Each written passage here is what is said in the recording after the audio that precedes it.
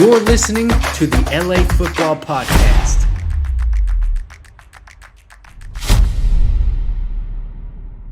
What's going on, Los Angeles? What's up, Ramley? Welcome to the LA Football Show right here on the LA Football Network, live on the Mightier 1090 ESPN Radio.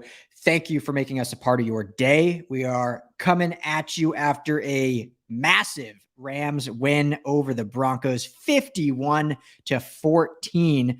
All of a sudden, we look like the defending Super Bowl champs out of nowhere. Granted, it was against the haphazard Broncos, who fired their coach less than 24 hours later. But hey, a win's a win. It was a good feeling, a great Christmas present, and we're excited to talk about that. Plus, we'll talk a little bit previewing the New Year's Day game against the Los Angeles Chargers in the battle for LA at SoFi. Joining me, as always, is the great Jamal Badney. What's up, brother? Merry Christmas. How are you doing?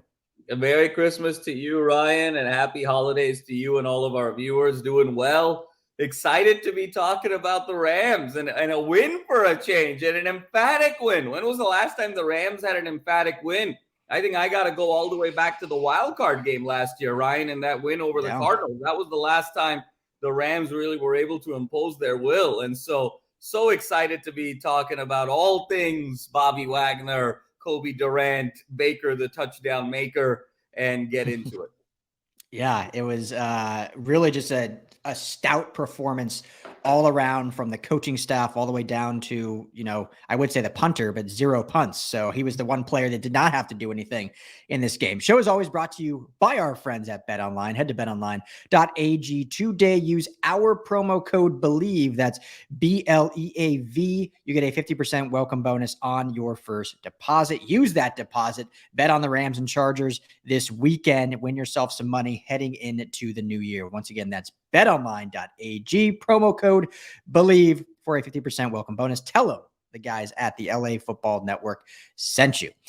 So, Jamal, I mean, a lot to get into this game. I feel like some games there's not a lot to talk about. The season's been over now for a while, it feels like, but I think there's a lot of bright spots in this one. And also, it kind of raises a lot of questions in a way, because we have said many times, we don't like week over week narratives. You have to have the full picture. Like, small samples are fun, but you need more to do it. But, in this case, it was really interesting. And I'm going to start with these two players, and we can get into other things. And I usually just ask you your initial thoughts, but we have a lot to get into. So we'll kind of go more poignant in this one to be quicker. But my initial thoughts were, okay, Baker played lights out, and Denver obviously is a haphazard team, but the defense up until this game has been a top 3 defense, and they did not play like a top 3 defense, but they've been a top 3 defense all season long. So I don't want to just write them off as a bad defense. Baker, 24 of 28, 232 touchdowns. He had the most efficient game, Jamal, under Kurt Warner. Kurt Warner has the most in Rams franchise history, and Baker Mayfield now, or at least in completion percentage, has the second highest completion percentage in Rams franchise history. So he was one where it's like, we keep seeing some good Baker. Again, need the full scale size, and I don't even know what that means, with Stafford saying emphatically that he is coming back. But a lot of good things when you have some QB competition there. And then secondly, Jamal, Cam Akers, I mean, 23 for 118, 5.1 yard average, and 3 tutties. And it begs the question, like, is this the Cam we could have seen all year long? Is this a fluke game? Is this him finally turning on the Jets, saying, I'm kind of doing this for my future career, whether it's with the Rams or not? So just your thoughts on Baker and Cam before we get into the defense and other things. Well, Ryan, they were both absolutely sensational. And with Cam, let's start there. It really began on that opening drive. I mean, the Rams' first drive of the game was really all Cam Akers going down the length of the field. And Baker actually botched the snap. He dropped the snap on that opening drive. There was a loss of about 15 yards there that set the Rams behind the chains. And then it became 3-0 because they couldn't finish that drive off of that. And then it was interception flurry. And then in the blink of an eye, it was 17-0. And it was basically ball game from there. But I love the aggression and the certainty and the confidence that Cam Akers ran with. It's basically, put one set of cleats into the ground, one cut and go Cam Akers, which was a Cam Akers we hadn't seen all year. And now, is that a product of him getting more confidence because he's had carries and the sample size is growing and he's getting more comfortable with the rock in his hands? Is that a product of him kind of running angry because he knows he's auditioning for another team and it didn't quite work out here? Is that a product of the Broncos just not being ready to play? The Broncos look like a team that mailed it in, Ryan. There's a lot of infighting. There's real deep chemistry issues there within that locker room, I think, between the offense and the defense. And I think once the defense realized that, Russell Wilson was throwing it all over the yard, they were like, we're tired of bailing this team out. So I think it was a combination of all three things: more Cam confidence, more comfort with him getting the carries, a sense of anger and wanting to audition, and a team in the Broncos that just look like they're ready to start their vacation in Cancun here pretty soon. But I think if we can get this version of Cam Akers moving forward for the next 2 weeks, I think it brings up some really interesting conversations in the offseason about who really is RB1 and do we have a spot here for Cam Akers in the future? And then, of course, you got to go to Baker. And I think this goes hand in hand, Ryan, with Sean McVay. Sean McVay, for the first time all season, looked loose. He looked free. There were some clever play calls there. Loved getting Baker in those bootleg situations. Really took advantage of throws to Higbee and some of the guys underneath there. Didn't really overly need to tax Mayfield. And Mayfield's just an exciting guy. When he's sort of rolling out, there's an improvisational ability there. There's a dynamism that he has. And the fans seem to really gravitate towards him. So I agree with you. This is good Baker. Over the course of the last few years in the NFL, there's a version of bad Baker that's out there. We have yet to see that. But I think, again, Baker puts two more compelling performances together. That makes another very interesting conversation about, do you pay him the way the Cowboys have paid their backups over the years and really pay him as a top-notch backup in the event that Stafford can't finish a season next year and Baker becomes your bridge quarterback? Or is this really an audition where he goes elsewhere? So both these guys are playing really great football. And I'll be honest with you, Ryan, and I said it once before, Baker is more LA than any other quarterback in LA right now from an NFL standpoint. He's more LA than Stafford. He's more LA than Herbert, just in terms of personality. And the fans are gravitating to him in a way that they haven't really gravitated to any other Ram player outside of Cooper Kupp. And so I think there's some fan value there. The always business-minded Stan Kroenke needs to think about that a little bit too in terms of fan base. Yeah, no, absolutely. He is Mr. LA and fits so well. Here's the interesting thing about Baker, and I truly believe if Stafford is coming back like he says he is, he's the unquestioned starter. A, just because his salary states that, and B, because I still think when you look at good Stafford versus good Baker, good Stafford is still probably a little better just based on arm talent and what he did in the offense and obviously winning a Super Bowl last year. So let's not live in the present so much and forget the past so much. However, it has been a lot of fun. You can see Sean McVay's having a lot of fun because as great as Stafford is and as great as his arm talent is, I mean, there is an age difference. Baker is a younger player, younger guy, more loose, can be a little bit more physical, can be a little bit more athletic and mobile outside of the pocket. And he's kind of just thrown the playbook at the wall and just done some fun things with them, which we didn't really see him do it all with Stafford, whether that was because Stafford he felt was limited in that, or just he wanted to run the offense a specific way from the pocket with Stafford. So there's been some fun things there. Now, the hard thing is currently in the NFL right now, the highest paid backup, who now is actually starting, but the highest paid at the time backup salary going into the year was Sam Darnold at $7.5 million. He was actually Baker Mayfield's backup in Carolina. So you're looking at minimum, Baker is going to warrant $7.5 million next year. Most likely a team, say the Dolphins, who if Tua ends up retiring after all these concussion scares, say Indianapolis, say there's a bunch of other teams out there that absolutely will probably throw 15, 16, 17 million at Baker. And obviously the Rams aren't going to do that to have a QB battle. They're not going to be paying 41 million to Matthew Stafford and 19 million to Baker Mayfield to see who starts. And so that would price them out. But if he wants to be here, and obviously if Stafford retires, and I think that guarantees they bring Baker in and they can pay him then 25, 30 million if they're getting Stafford's contract out the books. But it all depends on Stafford. And regardless, I think we all want Stafford to be the starter next year. And then hopefully a guy named Caleb Williams maybe down the line, but that's neither here nor there. Cam Akers has been, it's amazing, Jamal, when you look at 5-6 weeks ago, when he was basically off the team, was just a healthy scratch. Sean McVay, very tight-lipped about it, just saying, hey, we'll address it. We'll see what's going on, but he's not with us right now. And now seeing how he's been back in the offense, he's been very professional about it. I mean, hats off to Cam Akers. Even during the whole thing, you never heard him saying anything bad. He just wasn't with the team. And it'd be amazing if now going into next year, he's back at RB1 after everything went down. I think that one shows you a lot of maturity in Cam Akers, but two shows you just how good of a leader and culture creator Sean McVay is, that he can literally basically excommunicate someone and then bring them back. And it's like nothing happened. And it's just all sing, song, and dance. And you're still only a 5-win team, but everyone's still happy, playing hard for you, having a good time. So I think there needs to be a lot of credit for this coaching staff and how they've kept this team together with all the adversity going on.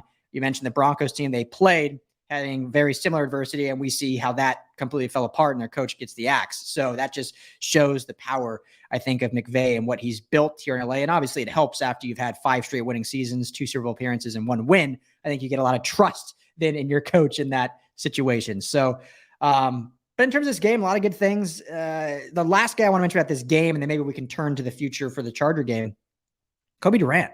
I mean, no Kobe Bryant. I'm not comparing him to that, but this is a pretty damn good Kobe here in LA with 2 interceptions. And it shows that maybe one of the mistakes Raheem Morris and his coaches made was not playing him more earlier on, because since he has kind of seized this role in the secondary and played a lot more, he has looked very, very strong. So your thoughts on Durant and kind of his future with this secondary, which is actually very exciting. No, Ryan, I think you said it best. 2 interceptions, 1 house call. I think Kobe Durant is now becoming DB1 in that room. I think that we're watching a changing of the guard here, potentially, of going from Jalen Ramsey to Kobe Durant as being that anchor in the secondary and someone you can build around for the next 5, 6, 7 years. I love his competitiveness, his moxie. He doesn't back down from anyone.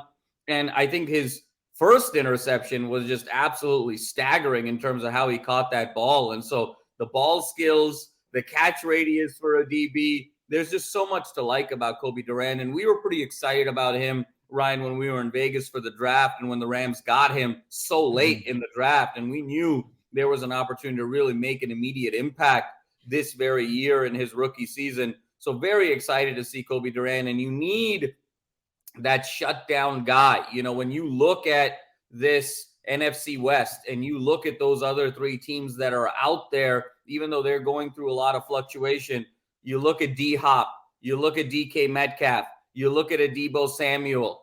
Every one of those teams has kind of a wide receiver one. I'm not saying Kobe Durant is built to stop each of those guys one-on-one man coverage night in and night out, but you need to be able to have confidence in an anchor at the defensive back position to shadow those guys, to confuse those guys, to put extra body on those guys when you see those guys 6 times a year. So excited about Kobe Durant. And Ryan, before we sort of preview this Chargers game into the segue, I think in terms of the bigger picture, the very first thing that needs to happen middle of January is Sean McVay, Matt Stafford, and Aaron Donald need to get together in some swanky hotel for a day and say, let's lay the cards on the table. What do we all want to do here? Because Stafford, at the end of the day, concussions, spinal cord injuries, McVay has looked burnt out at times. Aaron Donald, this is probably going to be the first year he doesn't make an all-pro team. And if he does, it's going to be on reputation and not necessarily on the field performance, given the games that he's missed. So these 3 guys have to say, listen, if we're in, we're going to give it everything, and we're going to give it one more go, because there's one more year here with this nucleus. And if 2 or 3 of those guys feel like they've reached the end, then I think the Rams need to come to that conclusion as quickly as possible. Mm-hmm. Then you can make those decisions off of Baker and off of Cam and off of the others. So I'm really excited about those 3 guys sitting in a room and getting together. And I think, Ryan, the other piece about Baker and Cam, let's see how they do against the Chargers this week, because the Chargers, given the way they have played defense now, since the bye, the Chargers have looked like a completely different defensive team. If Baker and Cam can have big games against the Chargers, it really shows that they're turning the page and they're serious about their futures either with the Rams or outside of the organization. If they lay an egg this week against the Chargers, it's going to make that Broncos game feel a little bit more like an anomaly and playing a team that had fundamentally imploded. Yeah, absolutely. So, okay, before we get into this, Chargers, that's a great segue. I do want to mention, Jamal, one of our newest partners, Athletic Greens, which is absolutely fantastic. We've all been taking it. AG1 is their product. It is essentially, great nutrients, minerals, vitamins, all into one. You make it on the daily, just mix it in some water, have it before you start your day, before your coffee, before your breakfast, and it really helps improve gut health, immunity, and just really all the stuff you need to get your day going right. It's super easy. You can reclaim your health and your immune system with convenient daily nutrition.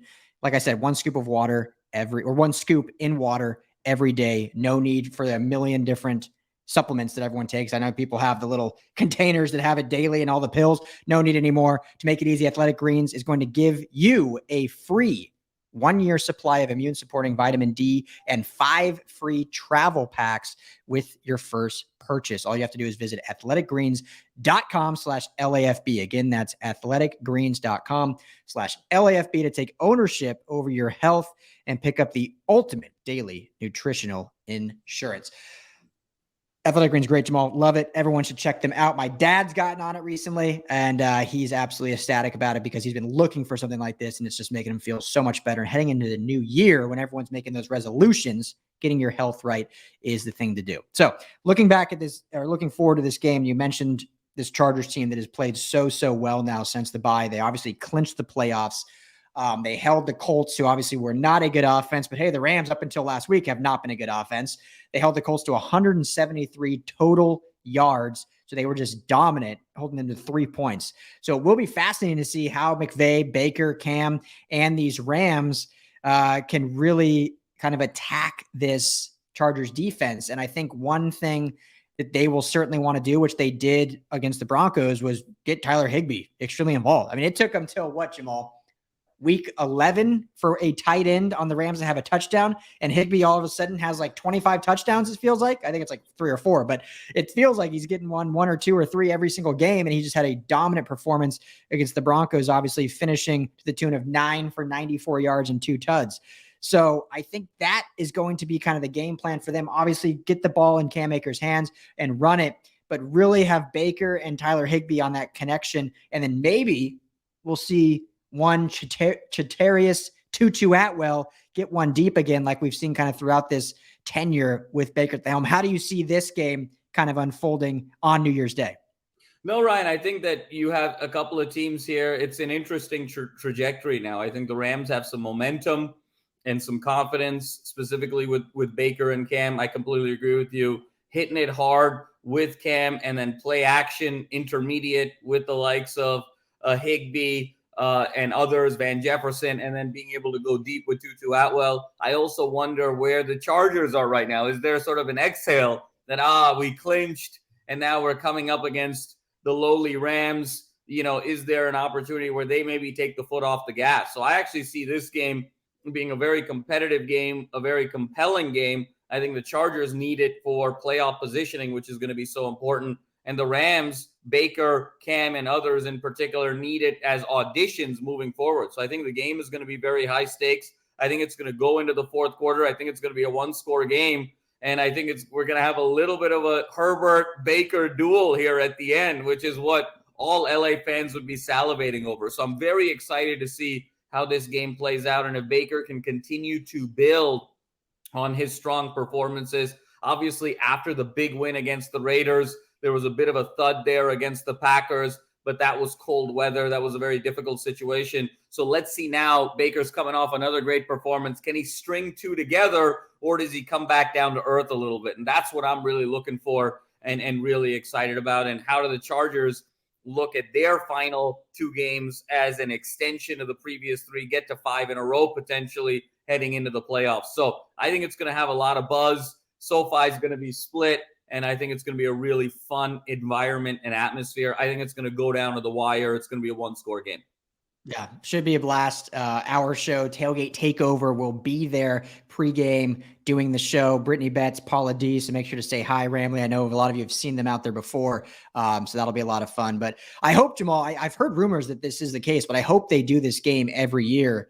Chargers versus Rams. Obviously, this year it worked out. The divisions played each other. But with that 17th game now, hopefully they can kind of have this on the docket every single year just because it is so much fun in the same stadium with the same fan base, kind of like the USC UCLA rivalry. Obviously, we're not there by any means yet, but kind of building it up to that. So I agree. Should be a great game. I do think the Chargers probably pull it off. There's just much more at stake, but the Rams absolutely want to play spoiler. And, they're technically the road team, but it is their stadium that Kroenke built. So they want to obviously stake their flag in it, even though they are the away team, and should be a ton of fun. So, but that's all the time we have for this episode of the LA Football Show Rams edition. If you're on radio, we will be back after the break. Should be a blast. Everyone have a very happy new year. We hope to see you all at SoFi. Like I said, we will be there doing the tailgate takeover. Everyone be well, be safe. Talk to you at the top of the hour.